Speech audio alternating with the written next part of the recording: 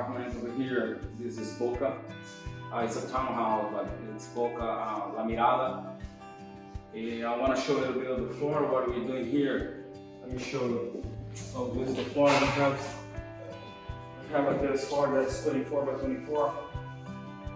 We're going to start with a small space, 116 space.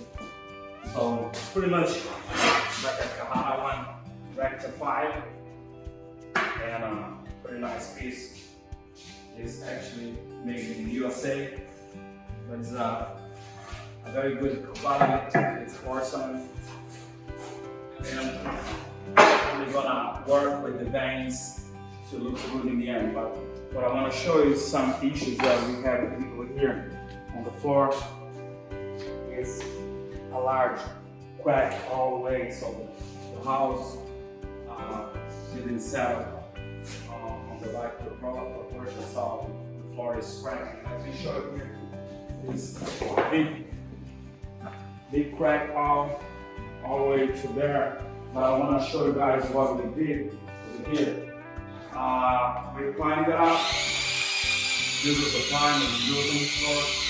We climbed all that. I basically use sponge and we climb. So that's necessary first.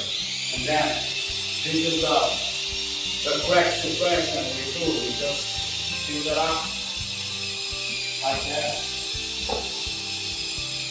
And this is gonna stick on the floor, and this is gonna avoid the crack after the installation. So that's basically what we do.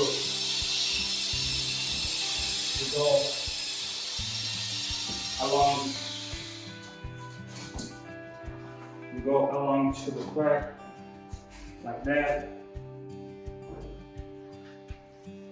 And what we need is kind of large like that, this size, and then you just have to stick that on the floor. So what that do, if the floor open a little bit more, like you see, that's a very large crack in here. But if the floor is still have that issues, what happens when you install the tile doesn't crack.